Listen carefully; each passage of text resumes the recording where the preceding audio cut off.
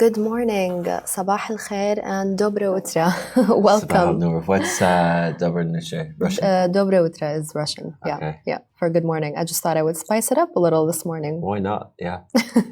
Welcome to another episode of Smashy Business. I'm Lubna Hamdan. And I'm Richard Fitzgerald. Boeing's management is seeing a major shakeup, and it's about time. Saudi's private sector has added 1.1 million jobs, but there's an interesting point there that we're going to discuss today, and it has to do with women. The EU has enforced the toughest AI regulations in the world. Is that an opportunity for Abu Dhabi to bring them in? And then shares of Arab news owner have hit a record high. Another media story for us today. Yeah. There's been a few, which is great. Okay. How are you, Lubna? All good? I'm good. I'm okay. Just dealing with the challenges of being an Arab woman, Richards. What are the challenges of being an Arab woman? Are you a victim of the world? Everything. Just everything is hard. I often wonder, like, is it easier being a man or a woman? Because men normally, you guys just have to worry about work and making enough money, right? We have to worry about that today. And more, much more. Do you often worry? You started out by saying you often wonder, which is that do you actually often wonder, or do you just get on with it? I do. There's not much you can do about it. Well, you could do something about it, but like, there's not really realistically a lot you can do about it. No, there isn't. Unfortunately, I love that you just just threw that reality in my face. I don't mean that there's anything wrong with it. I'm like, do you wonder about it? Because you know what, right? Like, I love seeing, like we talked about, female entrepreneurs. I love seeing people battle against odds. I love a good underdog story. I love society change. I love behavior stuff. But also at the same time, like, I don't dwell on, unless it's like, I don't dwell on gender things too much. Like, I think they're human issues, right? I don't overplay it too much. And maybe, you know. Because you didn't have to, I guess, right? Yeah, well, maybe this is the point, right? And it's fine, maybe, like, you know. Maybe it is. Like, but I'm not dismissing it. It's like, why didn't we create a gender media brand? You know, like, you know, there's some great female media brands. There's Lad Bible in the UK or whatever, if a male one. Like, there's gender media brands. Like, why didn't we cater to? And we didn't, because we just look at males and females in the same way. Why can't both male and female enjoy a movie in the cinema the same way? You know.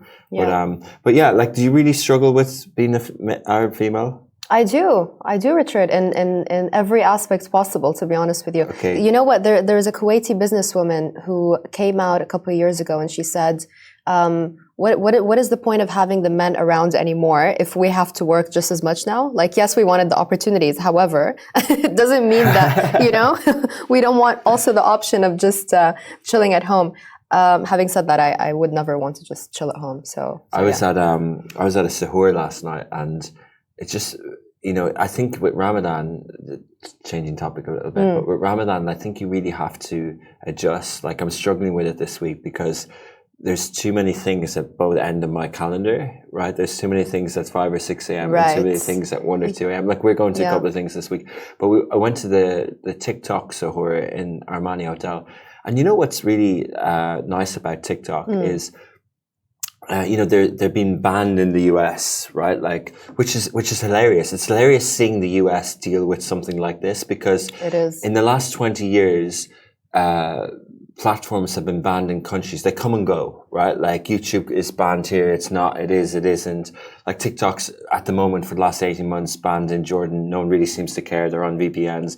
It's banned in India. It'll be off. Like, people in other countries deal with things. As soon as something happens, precious US, it's like, ooh. And then it's like, then it's like, you know, just ban it. Who cares? Like, people are going to use it anyway because they'll find workarounds. And what I don't like about the ban is, like, I don't want them to steal the money from TikTok. I don't want them to buy it from them. Ban it, fine. You know, that's what they want, though, right? Of course. But you know, when they ban it, you know who's going to lose out?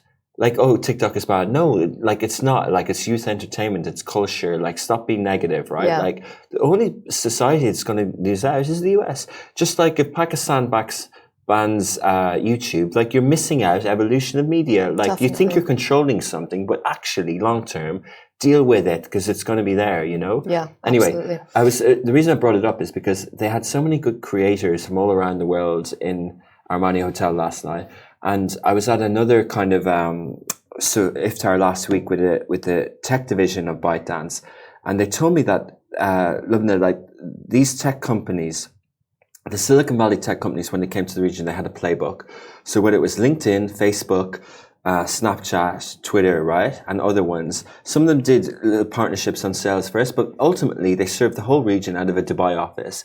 Netflix don't even have a Middle East office; they're in Amsterdam. But so they served it out of the Dubai office. Now TikTok are in Silicon Valley, so they rip up the playbook. They have an office in Riyadh, they have an office in Lagos, I love they have that. an office in Cairo, Yeah. and they embed themselves in the local factor. And when you go to a TikTok event, it's full of TikTokers. And when you go to a Meta event or a YouTube event or a Twitter event in the past, it's full of like, you know, expat salespeople. Yeah. But like literally, like the vibe last night was amazing. Like there was that German guy, Noel Robinson, the guy with the afro. Right. He was doing this little dance and like outside the Dubai Mall as well. He was there the other day. That was hilarious. Yeah. And like, you know, basically you felt like these are TikTokers at a TikTok event. These are actual users, you know. And I'm not a big TikTok user. Yeah. And on the way in and downstairs, they're like, "What's your TikTok username?" And it caught me off guard. No way. TikTok is the only. You don't have a TikTok? I do. Okay. But it's the only platform that I couldn't get my Fitzy Richard username that I have on Facebook, okay. Instagram, Twitter. Like I have a really long one, Richard Fitzgerald 2 or whatever. Yeah. But it caught me off guard because I don't really use it. Yeah. But anyway, that's exciting though. We'll talk about TikTok a little bit later on. But I feel like it's such a fun platform, very Gen Z, very, very refreshing. Anyway, you mentioned control, and Boeing is taking back control of its management. It's about time.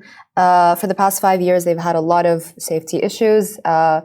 They've had fatal crashes of the 737 MAX, safety issues, financial losses. Yeah, exactly. $31 billion in losses. That's a lot. So Boeing's CEO, Dave Calhoun, will leave by the end of the year. Boeing's chairman, Larry Kellner, will also leave. And the head of commercial airline unit, Stan Deal, is retiring, will be replaced by Boeing COO, Stephanie Pope, effective immediately.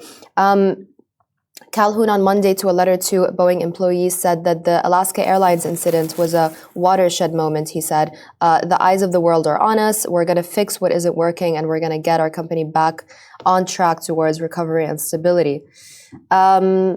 It's about time for Boeing to do this. But can they save themselves? I think, considering it's only Boeing and Airbus in competition, I think they'll be fine. I mean, like, it's scary, isn't it? When you see parts of planes falling off and stuff, like, and all the memes and stuff. I saw a meme the other day that said, it's no longer cringe to clap once a Boeing airline lands. Those cringe claps, love it. Boeing's presence in the Middle East includes offices in key locations like Abu Dhabi, Dubai, Kuwait, and Riyadh, with plans to establish headquarters in Riyadh under new government regulations. Like, it's not an insignificant market. If you think of the story we had last week about Saudi going under PIF, like Riyadh Air. You know, we obviously, the heads of Emirates and Qatar Airways have spoken on this topic for Boeing to up their game in the last 18 months. So leadership change is clearly needed. The Ryanair CEO called it a shit show. Good old Michael O'Leary, fascinating. So changes at the top for Boeing. Good to see. Hopefully they can turn it around. I mean, it's the least that they can do. You know, it's people's lives are at stake. Saudi's private sector, it's added 1.1 million jobs. In 2023, an 11.5% rise compared to 2022. It said that 1 million workers joined the business sphere, with women making up 37% of the total. That was a really interesting stat, I thought. And between 2019 and the end of 2020, the number of Saudi females in the labor market grew by 64%. You know what? I think Saudi is an example of where consultants work and strategies work, because the Vision 2030 is working. You know, when they come out and they say, here are the milestones, and you look at the PR, but from 2016, when they put these plans in place, those numbers were tiny. Of the 30-something million people, there were only 5.5 million Saudis at work. And these numbers keep jumping, you know? Because all the initiatives are there. Like, Lubna, we received funding from the Ignite program, a content program that will percentage-wise, give us millions of riyals over 6 years. And I was with the MISA, the Ministry of Investment in Saudi Arabia, and they said the reason why we're putting this money in is because we want content jobs. Say content jobs might pay 5 times more than barista jobs, right? Like, and we're talking about esports, we're talking about like entertainment, marketing services and stuff like that. Right. And they want Saudi nationals in this. There's now 2.3 million Saudi nationals in the private sector, right? It's really working over there. It's really working, and I love the part about the stats of women increasing. Yeah. When I went to Riyadh a couple of years ago with the UN back then, and it's funny because we were told at the time to just go and mingle. It was one of the first mixed, men and women big events in Riyadh at the time. It was before, it really opened up. And the men were I remember trying to give my business card to some of the men there, and they were extremely, shy, didn't want to interact, were kind of perhaps afraid of interacting. It was very strange at the time. The women, on the other hand, were just interacting with everyone, really pushing their businesses out there, really being very kind of active and fearless. Yeah. And going back to the point about Arab women, like we've really had to fight for everything. We've had to, I had to fight for my right to work. Seriously, when I was young, my dad just said, "You know what? It's fine. I'll give you like some extra money so you don't have to work there or whatever." But he did. I was like, "Well, that's not the point, is it?" But he put you through university and whatever. I mean, he believes in you. You were bright. Of course, you're always going to work. Of course, but the contradictions are big in the Arab world. That's what we struggle with. It's like, yeah, I want to put you through education, but you have to work. So if you were never in the Arab world and you heard that the stereotypes that Arab females are suppressed, do you think it's true? I don't think Arab females are suppressed, but so what's the contradiction? Because I'm trying to understand this. Because on one level, you're saying that like the Arab females in Saudi are progressive. Yeah. Like, the stat here is that the Vision 2030 wanted to get female participation in the workforce at 30%. In the second quarter of 2022, the participation rate was 35.6%, and it's only going up. Like it's fascinating. They're all like there's no suppression. They're at work, right? Yeah, sure. But however, I mean, they've had to fight for it as well, right? It's not just that the doors are opening, you know. Okay. You know what I mean? For example, right? I'm a young guy and I'm in the workforce and I want a promotion, and my boss I don't think is as good as me, and they shout at me and they hold me down, right? If I was a female, I could say it's because I'm a female. But it's not. Like, I literally love that. I was bullied in the workforce by 2 female bosses when I was 23, 24 in Ireland. Like, bullied. Bullied how? Because I was bullied by a female before as well. Yeah, but so I wouldn't say it was male. Like I said, an example is female, but like, I don't think it's male or female. Like, I had a meeting this morning with someone who works in NEOM, and they described a situation where someone's shouting in their face and spitting or whatever. Like, if that's a female, you'll say it's because it's a guy and I'm trying to climb up and I can't because someone's on top of me or whatever in the hierarchical structure of the workforce. But like, I'm just saying that guys experience that too. It's not a gender thing. Yeah, I mean, it's just a life thing. It's just a work thing. No. I don't know. I do feel like females have to work much harder to get respect in the workplace. I mean, when it comes to pay, for example, I remember when I was at Arabian Business, I'm pretty sure the lowest paid editor in the history of Arabian. I was paid the same. You were the youngest. The youngest. I was still doing the work. I was bringing in all the exclusive, but I was paid the same as the senior reporter whose work I was editing the entire time. Yeah, so this is the thing, right? When I hear stories like that, I say that like you need companies with their own remuneration brackets and salaries and policies. Absolutely. Like Boeing, like in companies in the US, they wouldn't say, okay, what's the salary bracket in the market? Like in Dubai, we talk about the market brackets. That's not how to run a business. Sure. To run a business, you have to go, well, what's my policy? How am I fair to this? Sure. Like if the market average says that a male gets more than a female, do you copy that? No, you don't. Like, you look at what's right within your structure. Like, it's April, and we really usually don't do increments, like as a policy across the business to be able to build in the future and budget plan in January and July, right? But in Egypt, there was a devaluation, the third or fourth one in the last 2 or 3 years. And the value of the dollar to the Egyptian pound officially went from 30 to 60, right? Right. So the take-home salary of our 30-something, 40 employees in Augustus Mus is halved. Their dollar amount is half. And they're planning summer trips, and the purchasing power is disappears, right? Right. So what we decided to do is, they're telling me, hey, the market is this, the market is this. I'm cool. Like, what can we afford?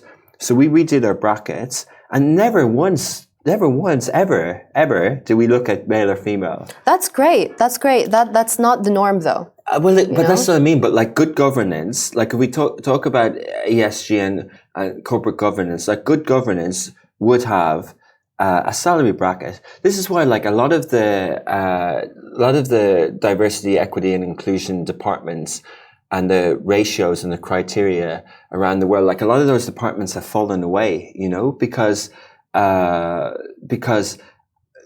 quotas, like, okay, we talk about Saudization and things like that, and that works, but sometimes quotas is forced, and sometimes quotas would make them, say the quota says, say in 10 years time, 80% women get 10 times more than men, right? Yeah. And you'd be like, yeah, well, obviously we deserve it now because you had it for 1,000 years. But actually, that's not fair. I wouldn't say that. Yeah, that's not fair either. I wouldn't say that. But I think yeah, you would. Not. No, I wouldn't. No, I wouldn't. You know what? If you've heard some of my podcasts before, like I have repeatedly said, I do think it should be fair game. You know, and I, you know what? Like with women though, it's like we're expected to be soft but tough at the same time. Like we do also have to be really tough in the workplace. You know, I had an issue with one of the biggest companies here, and I had to sit in a boardroom with 3 men in suits and 2 men in kanduras, and I had to sit there and try really hard not to cry and not to show any weakness and I was just bombarded with you know, abuse, basically. That's not cool. That's not right? okay. That's not okay, but you have to do that, right? Because you want to kind of level the playing field, and you have to be tough as well, right? I could say the same thing about guys, like that we have to be tough, but we have to be empathetic as well. Like I think you shouldn't have to be tough. Male or female, you shouldn't have to be tough. Like, you know, you be professional rather than hard or soft, just professional. Right. Treat people with respect. I don't know, Richard, like it's a tough world out there. I feel like we do have to be tough. Like both genders, it's tough for both genders. I'm not saying it's I'm just saying, if you're listening to this show in the US, as we know 1 or 2 people do, and you hear this, 1 or 2 people. Yeah, one or two people do. But if you hear this, hi William. If you hear this and like you would say, oh, what's the Middle East like for females? But what we're trying to do. Yeah, hi William. It's not easy for us, William. So so basically, like these statistics, we're just trying to add analysis and flavor around 35% of the Saudi female workforce. Yeah. No, we've had an office in Riyadh since 2017, right? And it's mixed. There was never partitions. And there are times when young Saudi females come in and they're fine with the mixedness, but sometimes their parents will say, oh, is that a mixed office? Thank you. Exactly. Because you have to deal with the home environment as well. Like I remember speaking to this Emirati woman, and she had reached a really high level. She said, I still had to, for a couple months back, up until a couple months back, to, you know, ask for my parents' permission to stay out late. Yeah, crazy. Woman in her 30s, right? And just like a couple of years ago, single guys weren't allowed to walk through a mall. They have to climb on top of it or walk around it at the weekend or whatever. Like things are changing. But what I'm saying is like, now the young Saudi females that we hire, the 40,000 graduates every year from Princess Noor University. Yeah. Because of the Ignite program, the government are helping us hire these people and giving us subsidies for training. And that subsidies at a small level increases this percentage from 35.6 in 2022 to the percentage that you read out. Like, this is the reality, right? The 26 desks that we have in Riyadh, this money that they're giving us to help build studios. Like, there was a young girl who joined our team, Haraya, 18 months ago. She was the first female in her family to have a job. Loving this, she went home in the evening and they had a cake for her, like it was her birthday. And then some of the... That's amazing. It's amazing. That's amazing. And then a few months in, there'll be a fight and she'll resign and I'm kind of like, calm. And now she's still with us and she grows through it, you know, but you have to sort of like, it is changing. Like, it really is. And you have to stay like, kind of going like, you know, you have to work through it and go, sure, there's going to be times where there's other people in the office that she feels like spoke in the wrong way. And then you have to say, well, yeah, that person's wrong, but let's not panic here. What are we trying to do? You want a career. We want to create jobs. So let's work together, you know? And then it happens. And then she becomes a leader. And the next intern or graduate that comes in, she starts managing them, and then it grows like that. It's amazing. Absolutely. No, it is amazing. It is amazing. And I think when the leadership is, I'm about to say something that William is not going to like. William is Richard's brother, by the way. People are listening and they're wondering who William is. Yeah, William has a comms activist agency in San Francisco called The Working Agency. They do amazing work for the unprivileged, and you know, they tackle a lot of issues that the US is facing. A lot of non-for-profits in the US, so well done to the Worker Agency. Amazing, well done. But what I'm about to say is, tough leadership does work. Sometimes you have to lead with, I'm not going to say an iron fist. However, sometimes the people need, you know, that push, right? Anyways, just messing a little bit with Will. Moving on, shall we move on? The EU has enforced it is about to enforce the toughest AI regulations in the world. What does that mean for Abu Dhabi? First of all, let's go ahead and explain to someone to people, that this doesn't just affect companies in the EU. It actually affects any companies selling to any EU member states, so any of the 27 member states, not just companies based there. If you run a business that operates in Europe or sells to European customers, this affects you. Obviously, we've talked about this before, the dangers of AI, the importance of setting boundaries for and regulations for these companies. However, we've seen it happen to crypto companies before. And here's an interesting stat for you. Crypto companies have been coming, because of stricter regulations in the US, they have been coming to the UAE. And I'm guessing the same thing is going to happen to AI companies. An interesting stat, the number of AI companies registered in Abu Dhabi grew at an annual rate of 67% between 2021 and 2023.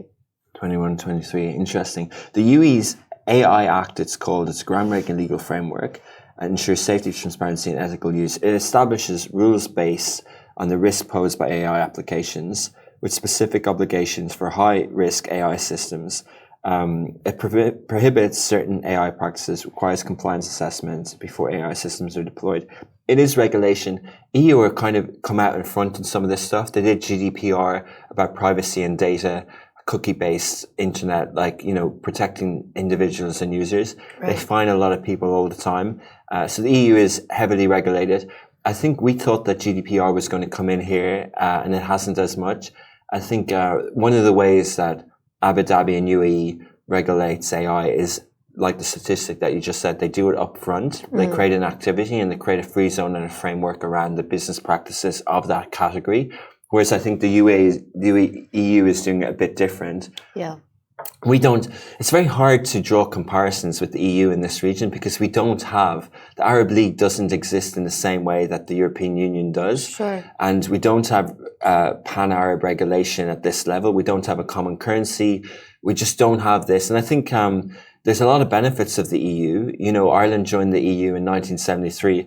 And the reality is that Ireland was a backwater country with economic problems up until the late 80s, and because of the EU and the import and export tariffs being removed, it made flow of trade and the ability to work as a business across Europe really easy. Right. It meant travel was a lot easier, tourism a lot easier. And, there was a whole debate for years about Brexit, about leaving the EU. So, as I could say I'm an economist, but like from studying economics, like you can't help but see the benefit of cross-border trade. Like the more that the GCC or the Arab League countries have trading agreements, MOUs, or a common currency, or something like the EU, that's really good for the economy. It's really good for transport of labor. It's really good for everything.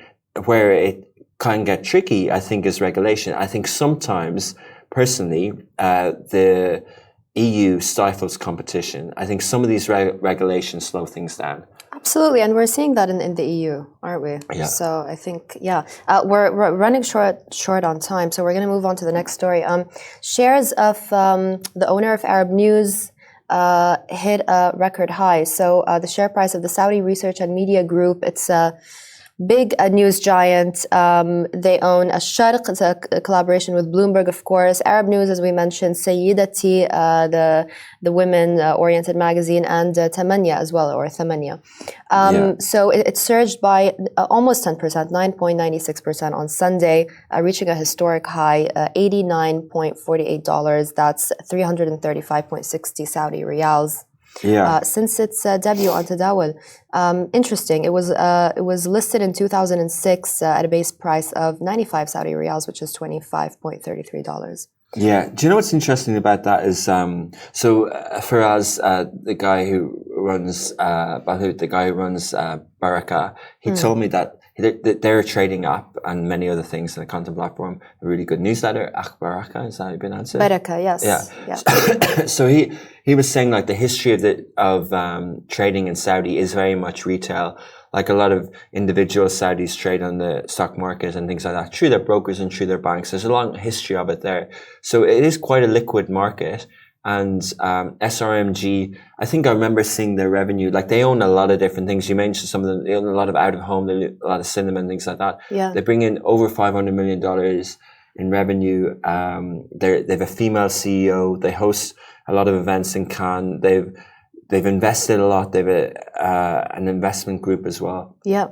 And they compete now with like SMC, Saudi Media Company, but also with NBC, who we talked about yesterday on the show. And NBC recently went on the stock market. So it's getting nice, healthy competition over there. I'm trying to sort of figure out like why the share price has gone to an all-time high. But it is interesting that there is that the Saudi stock market, there was a story last week that the Saudi stock market is performing really well at the moment. Any ideas why the share price? I mean, you had an idea about Anghami the other day. I'm just wondering if I read their annual report for 2022, and I was surprised with how many ventures they have.